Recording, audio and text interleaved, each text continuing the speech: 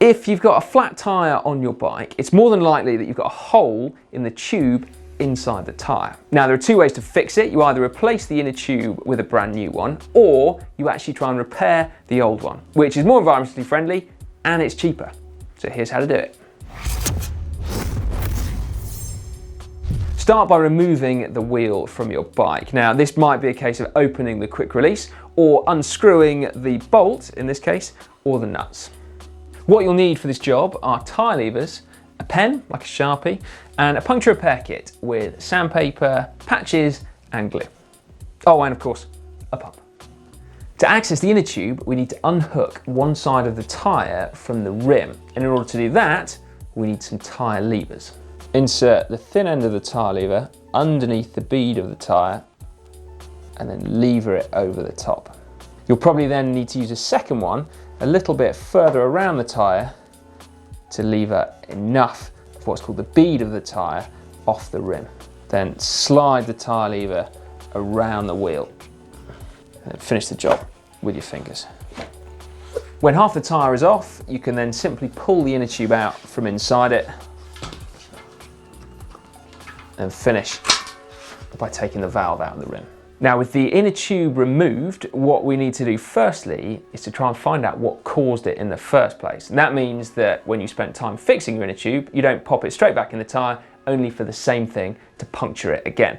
So it's a two-step process. We firstly check the bed of the rim, so that is this bit here, and it should be nice and smooth, no sharp edges sticking through.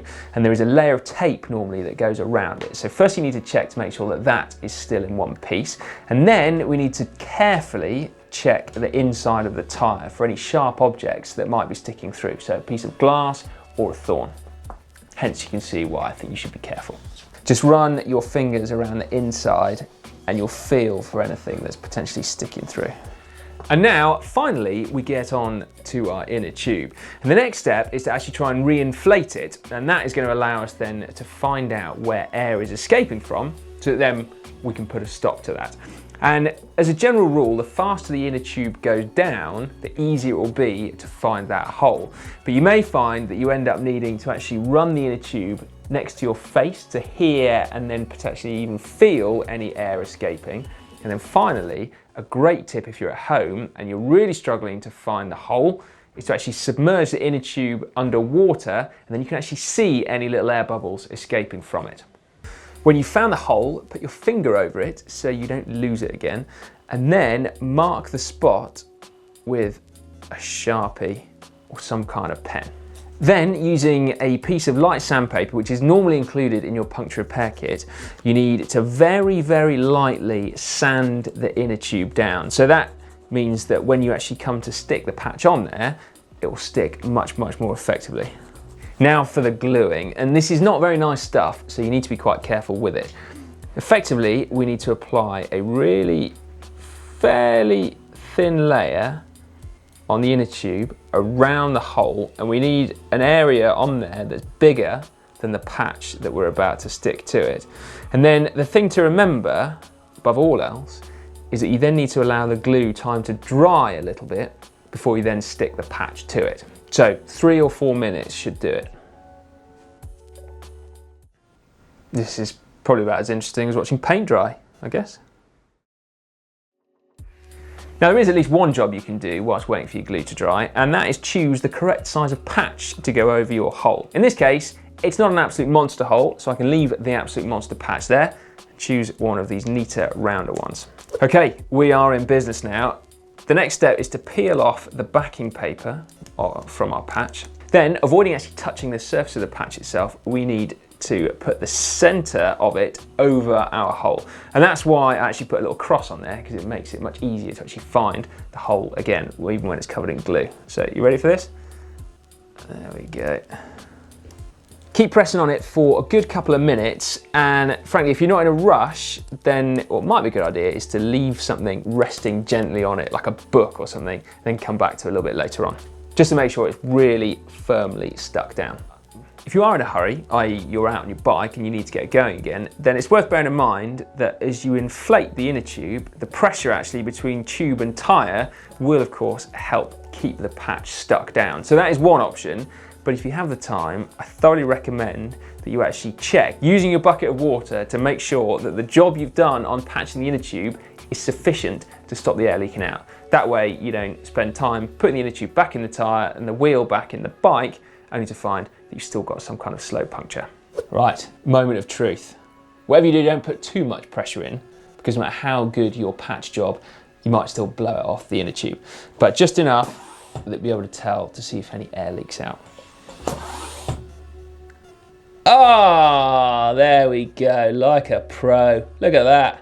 When you're happy, it's simply a case of putting the inner tube back in the tyre, reversing the process that we started with. And it's a good idea to keep it partially inflated, because you can see it then gives it a little bit more shape and it's easier to actually put it back on. So we start at the valve this time, then push, gently place the inner tube back inside the tyre, then using your thumbs, start to lever the bead back inside the rim. So this is the point at which it might start to get a little bit tricky. So when you've done all you can with your fingers and your thumbs, we need to get our tyre levers back in the mix. Using the tyre lever the other way up this time, you need to very carefully insert it between the rim and the tyre, and then lever the tyre upwards and back onto the rim. And you do need to be really careful at this point that you don't trap the inner tube between the tyre lever and the rim, because at that point you could end up puncturing it again. So just be very careful, and also that's another reason why it's a good idea to actually partially inflate the inner tube, because then you kind of know where it is as opposed to just flapping around in there. Okay, ready?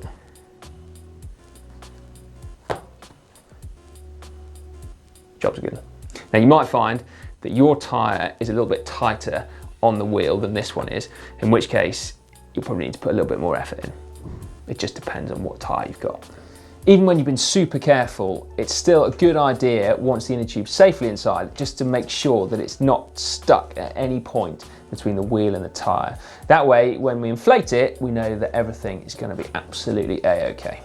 If it ever does look like it's stuck, then normally just pushing the tyre and the inner tube around a bit should free it up.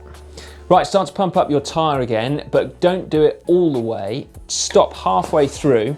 So if you've got a pressure gauge, maybe it reads about 20 PSI on there, which is about 1 bar.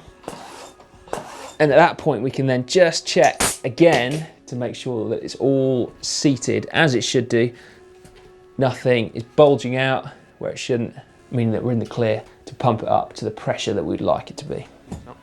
Then it's just a case of putting the wheel back in the bike, and away you go. Now, if you did struggle to get the tyre back on the rim, then we've got a video that shows you all the tricks of the trade to help you do that. Because as I said, some are particularly difficult. And if you want to check that one out, it's just down there. And the other thing as well is actually getting the wheels on and off your bike can also be tricky when you don't know how. And so if you would like that process explained nice and simply, we've got a video just there for you. Otherwise, do make sure you give this video a like, and happy riding.